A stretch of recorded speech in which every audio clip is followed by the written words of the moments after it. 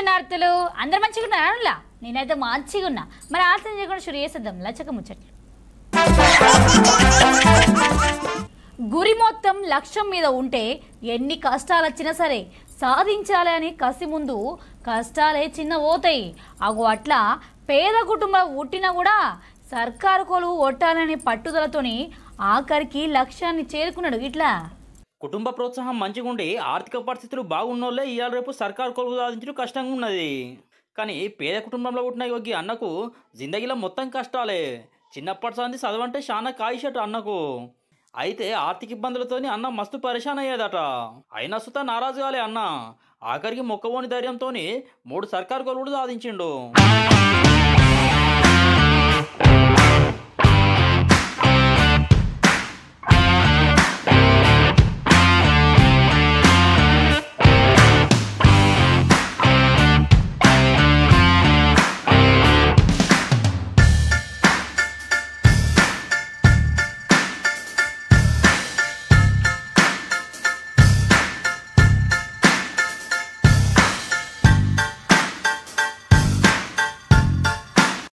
Delivery boy ఉన్నకి అన్న పేరు బల్వంతరావు. కామారెడ్డి జిల్లా తాడ్వాయి మండలం సంగోజివాడ అనే ఊళ్ళు ఉంటాడు. 10వ తరగతి దాకా వాళ్ళ ఊళ్ళోనే చదువుకున్నాడు. ఇక అటెంక కామారెడ్డి సర్కార్ కాలేజీలో డిగ్రీ చదివిండట. ఇక చదువు పూర్తయినాక అయ్యా వాళ్ళకు భారం కావద్దని చెప్పి 2015 సంవత్సరంలో హైదరాబాద్కి వచ్చి సర్కారు కొలువు కోసం కష్టపడడం మొదలుపెట్టిండు. హైదరాబాద్ వస్తూనే నేను ఇక్కడ ఏదో చిన్న జాబ్ చేస్తూ చదువుకోవాలనే కోరికతో హైదరాబాద్ వచ్చాను. ఆ విధంగా ముందుగా డొమినోస్లో పిజ్జా డెలివరీ బాయ్గా జాయిన్ అయ్యి అక్కడ ఎక్స్పీరియన్స్తో జొమాటో, అదేవిధంగా స్విగ్గీ, ఇలా ర్యాపిడో, ఊబర్ లాంటి డెలివరీ బాయ్స్గా చేస్తూ అంటే చదువుతూ సంపాదించాలి, అంటే సంపాదిస్తూ చదవాలి అనే ఒక లక్ష్యంతో ఇక్కడికి వచ్చి అదేవిధంగా ప్రయత్నం చేశాను. చివరికి సక్సెస్ అయ్యాను. బతుకు తెరువు కోసం అని చెప్పి పొట్ట చేత పట్టుకొని హైదరాబాద్ పట్టణానికి వచ్చిన ఈ అన్న ఇక ఈడసుత ఆర్థిక కష్టాలతోని డెలివరీ బాయ్ లెక్క పని చేసుకుంటూనే చదువుకునేది. ఇక కొన్ని మాటల తోటి దోస్తుగాలు ఏలన చేసిన సుత వాటిని లెక్క చేయకుండా లక్ష్యం మీదనే గురి పెట్టిండు. చదువు ఒక్కటే జిందగీని మార్చుతుందని బలంగా నమ్మి రాత్రి పగలనే తేడా లేకుండా కష్టపడ్డాడు. ఇక మరిగా కష్టం ముత్తయేం పోలే. మొన్న నడమ విడుదలైన గురుకుల ఫలితాలల్లా టీజీటీ, పీజీటీ, జేఎల్ కొలువులు సాధించిండు. టీజీటీలేమో రాష్ట్ర స్థాయిలో 6వ ర్యాంకు, అట్టనే పీజీటీలో 10వ ర్యాంకు, ఇక జేఎల్లోనేమో 21వ ర్యాంకు సాధించిండట.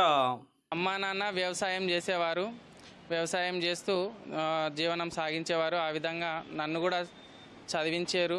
చాలా వాళ్ళ ప్రోత్సాహము, ఫ్యామిలీ యొక్క, కుటుంబం యొక్క ప్రోత్సాహం కూడా లభించింది. ఎందుకంటే నేను ఇంట్లో చిన్నవాడిని. నాకంటే ముందు 2 బ్రదర్స్ ఉన్నారు, 1 సిస్టర్స్ ఉన్నారు. సో వాళ్ళు ఇంటి దగ్గర అండగా, వాళ్ళు పేరెంట్స్కి అండగా ఉంటారు. నేను లేకపోయినా సరే వాళ్ళైతే చూసుకుంటారు. సో నాకైతే ఇది ఒక అవకాశము. వీళ్ళు ఉన్నప్పుడే నేను చదువుకోవాలని చెప్పేసి నేను వాళ్ళను అండ అంటే మీన్స్ మా అమ్మ నాన్నలకు వాళ్ళు సెక్యూర్ ఇస్తారు కాబట్టి నేను లేకపోయినా ఏం కాదని చెప్పేసి నేను వాళ్ళకి దూరంగా ఉంటూ చదవడం ప్రారంభించి సక్సెస్ అయ్యాను. ఏదైనా సరే టీచర్ జాబు లేదంటే టీచింగ్ వృత్తి ఏదైతే ఉంటుందో దాన్ని మాత్రమే ఎంచుకోవాలని చెప్పేసి అలాంటి జాబ్స్కి మాత్రమే పోటీ పడినాను. ఆ విధంగా నేను టీజీటీ, పీజీటీ, జేఎల్ 3 కూడా స్టేట్ ర్యాంక్స్తో వీటిని సాధించడం జరిగింది. ఒక జొమాటో డెలివరీ బాయో లేదంటే ఒక కొరియర్ బాయో ఇంకేదో ఒకరు పని చేస్తూ కూడా జాబ్స్ సాధించవచ్చు అని నేను ఈరోజు మీ అందరికీ తెలియజేస్తున్నాను. సర్కారు కొలువు కోసం కష్టపడుతున్న టైంలో తినడానికి తిండి సుత లేక బయట 5 రూపాయల అన్నం తినుకుంటా కడుపు నింపుకునేదట. కొన్ని దినాలు ఒక ప్రైవేట్ కాలేజీలో సారు లెక్క సుత పనిచేసిండు కానీ చదువుకోవడానికి టైం దొరకలేదని జొమాటో, స్విగ్గీలో చేరి చదువుకోవడానికి టైం కుదిరేటట్టు చేసుకున్నాడు.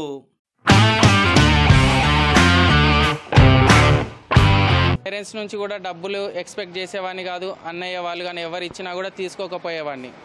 సో అట్లా ఇక్కడ ఉంటూ కూడా మరి నాకు అవసరము, డబ్బులు అయితే అవసరం కాబట్టి తినడానికి కూడా కష్టం అవుతుండే. మనకు హరే కృష్ణ ఫౌండేషన్ వాళ్ళు ఇక్కడ 5 రూపాయల అన్నం పెడతారు మనకి. అది రెగ్యులర్గా తిని చదివేవాడిని. నిజానికి అది చాలా మాకు ఎలా అంటే నిరుద్యోగులకు కావచ్చు, వివిధ రకాల పనులు చేసే కార్మికులకు కావచ్చు, హరే కృష్ణ ఫౌండేషన్ వాళ్ళు అందించేటటువంటి అన్నం పరబ్రహ్మ స్వరూపం అని నేను భావిస్తున్నాను. ఎప్పుడు కూడా ఇదే స్థాయి ఇలానే ఉంటాను. ఏదో గర్వంగా బతికేయాలని కాకుండా నాలాంటి వాళ్ళు ఎవరైతే మిత్రులు కావచ్చు లేదంటే నా యొక్క నిరుద్యోగ తోటి మిత్రులు కావచ్చు వాళ్ళందరికీ కూడా నా వంతు సహాయం చేస్తాను. మునుపొక తాప 2 మార్కులతోనే సర్కారు కొలువు పోయిందట. ఇక అప్పుడు కొద్దిగా నిరాశపడ్డాడట అన్న. కోరుకున్న కొలువు చేజారిపోయిందని కొద్దిగా రందిపడ్డాడు. ఇక అప్పుడు కోచింగ్ సెంటర్లు నడిపే సుధాకర్ అనే ఒక అన్న ప్రోత్సాహం ఇచ్చి ముందుకు సాగేటట్టు చేసిండట. ఏ చిన్న కష్టం వచ్చినా సుత మేమున్నామనే భరోసా ఇచ్చిండు అన్నకు. బల్వంత్ రావు వన్ ఆఫ్ మై స్టూడెంట్ 2017లో మన ఇన్స్టిట్యూట్కి వచ్చాడు. పంచాయత్ సెక్రటరీ కోచింగ్కి వచ్చాడు. అతను వచ్చినప్పుడు ఒక నార్మల్ స్టూడెంట్గా అందరితో పాటుగా మన ఇన్స్టిట్యూట్లో జాయిన్ అయ్యాడు. తర్వాత కాలంలో కొద్దిగా రెగ్యులర్ క్లాస్కి వస్తున్నప్పుడు నేను అబ్జర్వ్ చేశాను. అతని యొక్క పేదరికం కావచ్చు, middle class student, but very hard worker, honest person. క్లాస్లో కూడా యాక్టివ్గా ఉంటాడు. ఎవరికైనా డౌట్స్ వస్తే కూడా క్లారిఫై చేస్తుంటాడు. ప్రిపరేషన్లో ఇన్స్టిట్యూషన్లో సపోర్ట్ చేస్తూ, ఇన్స్టిట్యూట్లో పనిచేస్తూ, పార్ట్ టైంగా పనిచేస్తూ, ఆ డబ్బులు సరిపోకపోతే నైట్ టైంలో 12 to 4, 12 to 3 వరకు జొమాటోలో, స్విగ్గీలో పనిచేస్తున్నప్పుడు, కరోనా టైంలో కూడా నేను చెప్పాను, ఇవి అవసరమా, నువ్వు ఏదైనా కాలేజీలో పనిచేయచ్చు కదా, స్కూల్లో పనిచేయచ్చు కదా అన్నప్పుడు తను ఒకటే చెప్పాడు, స్కూల్లో కాలేజీలో పనిచేస్తే డే అంతా ఉండాలి స్కూల్లో, ఈ జొమాటోలో, స్విగ్గీలో అయితే 3-4 hours పనిచేసి మిగతా టైం చదువుకోవచ్చు అనే ఉద్దేశంతో కంటిన్యూస్గా 3 to 4 years నైట్ టైంలో స్విగ్గీలో పనిచేస్తూ, అటు జొమాటోలో పనిచేస్తూ ప్రిపరేషన్ కావడం జరిగింది. బల్వంతరావు అనే అన్న అందరి లెక్క కాకుండా జరంత కొత్తగా ఆలోచన చేసేదట. ఆర్థిక కష్టాలు ఉన్న సుత చదువును ఎప్పుడు నిర్లక్ష్యం చేయలే. మరి తెలంగాణ రాష్ట్రంలో ఉద్యోగాలు టైంకి రాకపోవడం, నోటిఫికేషన్లు, రిజల్ట్ టైంకి రాకపోవడము, చాలా నిరాశకు గురైపోయి ఏం చేయాలో అడిగినప్పుడు నాకు ఒక మెసేజ్ చేశాడు. సార్, నాకు లైఫ్ మీద విరక్తి పుడుతుంది, ఏం చేయాలో అర్థమవుతలేదు సార్, ఇంకా ఎంతకాలం వెయిట్ చేయాలి, మా ఫ్రెండ్స్ చాలామంది మ్యారేజ్ అయిపోయినాయి, మా ఇంట్లో వాళ్ళేమో ఇంకా పెళ్ళి ఎప్పుడు చేసుకుని అడుగుతున్నారు, మా ఫాదర్ కానీ మా చుట్టాలు కానీ అని చాలా బాధపడుతున్నప్పుడు నేను ఒక మెసేజ్ రిప్లై ఇచ్చాను. ఇది చాలా చిన్న విషయము, ఇది కాకపోతే ఇంకా చాలా ఉద్యోగాలు ఉంటాయి, గవర్నమెంట్ ఉద్యోగమే కాదు. అయితే నేనేం అడ్వైజ్ చేశానంటే టీచర్ పోస్టులతో పాటుగా Group 2, Group 3, Group 4 రాయమని చెప్పాను. తనకేమో ఓన్లీ టీచింగ్ ఫీల్డ్ ఇంట్రెస్ట్, ఎందుకంటే బీఈడి డీఈడి అని చేశాడు కాబట్టి he likes only teacher post. కానీ ఆయన ఒక ఉద్దేశం ఏంటంటే అదే కొట్టి తీరుతా, అప్పటి వరకు పెళ్లి చేసుకోనని చెప్పడం ఒకటి. రెండోది ఏం చెప్పారంటే ఇది కాకపోతే పొలిటికల్ ట్రై చేయవచ్చు, ఒక స్టూడెంట్ విద్యార్థిగా ఇంకేమైనా ట్రై చేయొచ్చు అని చెప్పాను. ఆ టైంలో ఇన్స్పైర్గా తీసుకుని నిరుద్యోగి బచావో ఇండిపెండెంట్గా ఎల్ఆర్ఐ నుంచి ఎమ్మెల్యేగా కూడా కంటెస్ట్ చేశాడు. ఉన్నత లక్ష్యాలు చేరుకోవాలంటే తాత్కాలిక ఆనందాలు ఇడిచిపెట్టాలని గట్టిగా అనుకున్నాడు. ఇక వచ్చిన ప్రతి ఒక్క అవకాశాన్ని ఇడిచిపెట్టకుండా కష్టపడితే ఫలితం ఖచ్చితంగా ఉంటుందని నమ్మిండు. అందుకే కష్టపడే కాకుండా ఇష్టపడి చదివిండు. ఇక మొత్తానికి అనుకున్న లక్ష్యం చేరుకొని సర్కారు కొలువు సాధించిండు. ఇట్లా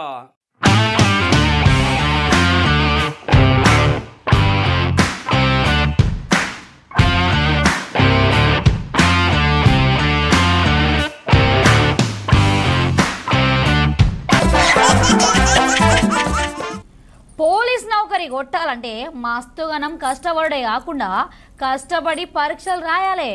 అయినా కొన్ని మాటల నౌకరీ వస్తుందని గ్యారెంటీ సుతుండది.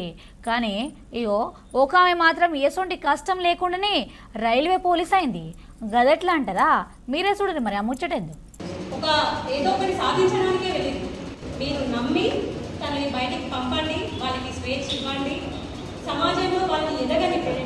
పోలీస్ డ్రెస్ వేసుకొని ఈమె ఆడపిల్లలకు ఎట్లా ధైర్యం నింపే ప్రయత్నం చేస్తుందో చూస్తారు కదా. ఈమె పేరు మాలవిక. పోలీస్ డ్రెస్ వేసుకున్నది కానీ ఈమె అసలు పోలీస్ కాదు, ఉత్తొత్తి పోలీస్ అన్నట్టు. ఈ రోజు నేను ఒక జాబ్ చేస్తున్నా కూడా ఒక ఆడపిల్ల ఏం చేయగలుగుతుంది? నా ఐఆర్ ఆఫీసర్ ఒక అబ్బాయి అయి ఉంటాడు, కానీ నువ్వు కష్టపడి జాబ్ కొట్టుకున్నావు కాబట్టి నీ వృత్తికి నువ్వు న్యాయం చేయాలి ఇప్పుడైనా సరే. ఈమె నకిలీ చేస్తాయట. మొన్న నడవ సికింద్రాబాద్ పోలీసు వాళ్ళు అరెస్ట్ చేసిండ్రు. 2018లో కరోనా టైంలో ఈ అమ్మాయి ఆర్పిఎఫ్ సబ్ ఇన్స్పెక్టర్ పోస్ట్కి అప్లై చేసుకుంది. అయితే ఈ అమ్మాయికి స్క్వింట్ అయి ఉండటం వల్ల, మెల్లకన్ను ఉండటం వల్ల ఈ అమ్మాయిని మెడికల్లో తీసేసారు. బట్ ఊర్లో అప్పటికే ఈ అమ్మాయి చెప్పుకుంది అనమాట, నేను ఆర్పిఎఫ్ ఎస్ఐని అవుతున్నా అని చెప్పేసి. పేరెంట్స్ కూడా హ్యాండిక్యాప్డ్, ఇద్దరు, ఒక బ్రదర్ ఉన్నాడు, ఇంటర్ చదువుతున్నాడు. ఇక వాళ్ళందరూ కూడా మంచి హోప్లో ఉన్నారు, ఈ అమ్మాయి ఎస్ఐ అయిపోతుంది అని చెప్పేసి. ఇంకా వాళ్ళని ఇంకా బాధ పెట్టడం ఇష్టం లేక ఈ అమ్మాయి దాన్ని కంటిన్యూ చేసేసింది.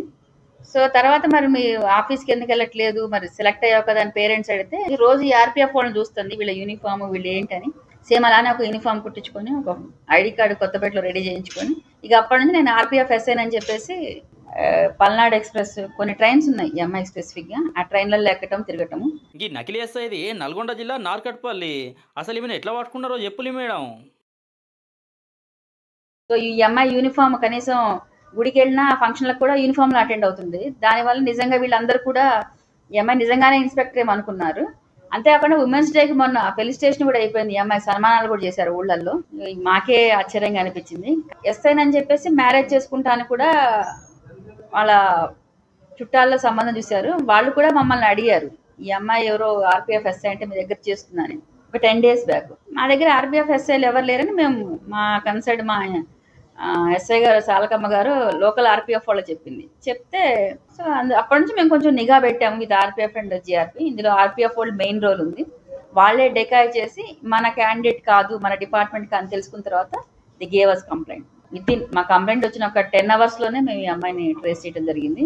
ఇటువంటి మోసాలు మన పొరుగు రాష్ట్రం ఆంధ్రప్రదేశ్లో అట్లనే మన తెలంగాణలో చాలా పెరిగినాయి ఈ నడుమ. అసలుకి నకిలీ పోలీసులను ఎట్లా కనిపెట్టాలనో సజ్జనార్ సార్ చెప్తాను ఇనుర్రి. వాళ్ళు మీకు తారసపడినప్పుడు వాళ్ళు బిహేవియరే కొంచెం అన్యూజువల్ ఉంటుంది. రెగ్యులర్ ఆఫీసర్స్ ఉంటే వాళ్ళు వేరే రకంగా ఉంటుంది. వీళ్ళు ఎందుకంటే వాళ్ళకి తెలుసు గిల్టీ కాన్షియస్ ఉంటుంది that they are not police officers, CBI officers కావచ్చు, రైల్వే పోలీస్ ఆఫీసర్స్ కావచ్చు, మన సివిల్ పోలీస్ ఆఫీసర్స్ కావచ్చు. దీని ఇమీడియట్లీ వాళ్ళు బిహేవియర్ పైన మీరు ఇమీడియట్లీ కనుక్కోవచ్చు. సెకండ్ టైం వాళ్ళు మాట్లాడుతుంటే మీకు అర్థమవుతుంది what they are talking, whether they are talking sense or not. లేదంటే నాకు వాళ్ళు తెలుసు వీళ్ళు తెలుసు అంటే మీకు నేమ్ డ్రాపింగ్ కూడా చేస్తుంటారు. మీరు అప్పుడు ఇమీడియట్లీ వాళ్ళు చెప్పిందుకు మీరు అది భయపడక మీరు immediately you should contact your known people. మీరు ఆడిటర్ ఉండొచ్చు, లేదంటే తెలిసిన పోలీస్ ఆఫీసర్ ఉండొచ్చు, రిలేటివ్స్ ఉండొచ్చు. ఇలానే ఫలానా మనిషి ఈ మీ డిపార్ట్మెంట్లో ఉన్నారా అనే నా దగ్గర వచ్చారు అని చెప్పి వెరిఫై చేసుకుని యాక్ట్ చేయాలి. ఇంకోటి వాళ్ళు కొన్నిసార్లు కూడా వాళ్ళు మనం ఉన్న పోలీస్ ఆఫీసర్లు వీఆర్ ఆల్వేస్ నీట్గా డ్రెస్ కావడము, కొంచెం నీట్గా బిహేవియర్ ఉండడము.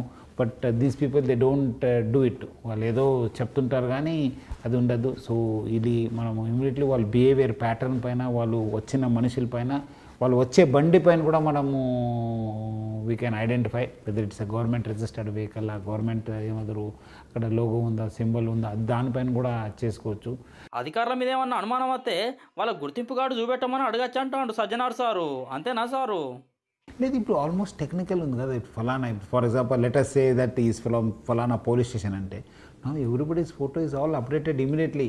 మీరు అక్కడ మీ మొబైల్లోనే చూసుకోవచ్చు either that person is there or what. అక్కడ వాళ్ళు SIs because you has to drop some office, అక్కడ ఒక జస్ట్ సింపుల్ ఫోను ఆయన మాట్లాడలో పెట్టి ఒక ఎవరో చెప్పి please verify this whether this person is from this office అని చెప్తే ఐటీ ఆఫీసర్ కావచ్చు, సిబిఐ ఆఫీసర్ కావచ్చు, ఈడీ ఆఫీసర్ కావచ్చు, immediately they'll get exposed. It's not thing. But మీకు ఓపిక కావాలి. మీరు వాళ్ళు చెప్పింది భయపడకుండా కొంచెము వాళ్ళు చెప్పింది విని ఓకే మీకు అది కావాలి ఇది కావాలని చెప్పి ఎంగేజ్ చేస్తూ simultaneously this work also has to be done. ఇక అంతేకాదు, ఒక్కసారి పోలీస్ కేసు నమోదైతే మళ్ళీ సర్కారు కోలు కొట్టుడు సాధ్యం కాదు. గందుకే ఈ విషయాన్ని అడ్డదారులు దొక్కద్దంటాడు. అంటే బేసిక్లీ క్రిమినల్ చీటింగ్ కేసు మాత్రం స్ట్రేట్ అవే అయిపోతుంది. తర్వాత ఇంపర్సనేషన్ అని చెప్పి కొన్నిసార్లు మనం ఇన్ఫార్మ్ రూల్స్ కూడా ఉన్నాం, దాన్ని కూడా వైలేట్ చేస్తూ కూడా స్పెసిఫిక్ కేసెస్ పెట్టడం జరుగుతుంది.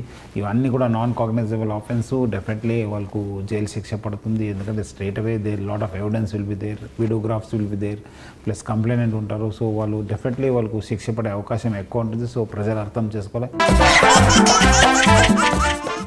రైతులను కాంగ్రెస్ సర్కారు అసలుకే పట్టించుకుంటలేదు. రైతు బంధు గిట్లా ఇయ్యకుండా ఆగం చేస్తారని మాజీ మంత్రి జగదీష్ రెడ్డి అంటే పోయిన బీఆర్ఎస్ సర్కార్ చేసిన పాపాలతోనే తెలంగాణకు కరువు వచ్చిందంటాడు మంత్రి కోమటిరెడ్డి వెంకటరెడ్డి అన్న. ఇక ఇద్దరు లీడర్లు ఏమన్నారు మీరైన మరి బతుకుతాం అనుకుంటున్నారు. ముందు పరిపాలన మీద సోయి పెట్టాలి. మొత్తం వ్యవసాయం నాశనం చేసి వాళ్ళ తెలంగాణలో రైతులు గూడుగూడున వేడిస్తున్నారు. లక్షల ఎకరాలు ఎండిపోతుంది. ఏమైనా వాడిని వీని భయపెట్టించి బ్లాక్ మెయిల్ చేసి డబ్బులు వసూలు చేసుకోవడం తప్ప సోయి లేదు మంత్రికి. రైతు బంధు ఇవ్వక ఒకవైపు బాధ పెడుతున్నారు, పెట్టిన పెట్టుబడి పోయి నాశనం అయిపోతా ఉంది రైతాంగం. ముందు దాని మీద సోయి పెట్టండి అని చెప్తా ఉన్నాను నేను. నీ పార్టీ పోద్దా నా పార్టీ పోద్దా ప్రజలు నిర్ణయిస్తారు. ఇలా కాంగ్రెస్ వచ్చి కరువు తెచ్చిందని ఒక తెలివిలేని మంత్రి మాట్లాడుతున్నాడు. ఓటాపాటి ఓటుతోని 2-3 వేలతోని ఎమ్మెల్యేగా గెలిచాడు. మీరు 10 ఏళ్ళు పాపాలు చేస్తే ఆ పాపాల పుణ్యమే ఇవాళ కరువు. ఒక్క మంచి పని చేయరైతే ఇవాళ జగన్ దగ్గర మోకరిల్లి డబ్బుల కోసం కృష్ణాని జల శ్రీశైలం సాగర్ నీళ్లు ఆయనకు వదిలిపెడితే నీళ్లు దోసుకోవద్దు. ఇవాళ బురద మిగిలింది. గోదావరి రివర్ బోర్డు కేంద్రానికి అప్పచెప్పారు. మీరు చేసిన పాపంతో ఇవాళ రైతులు ఇవాళ కన్నీళ్లు పెట్టుకుంటారు. మంచినీళ్ళు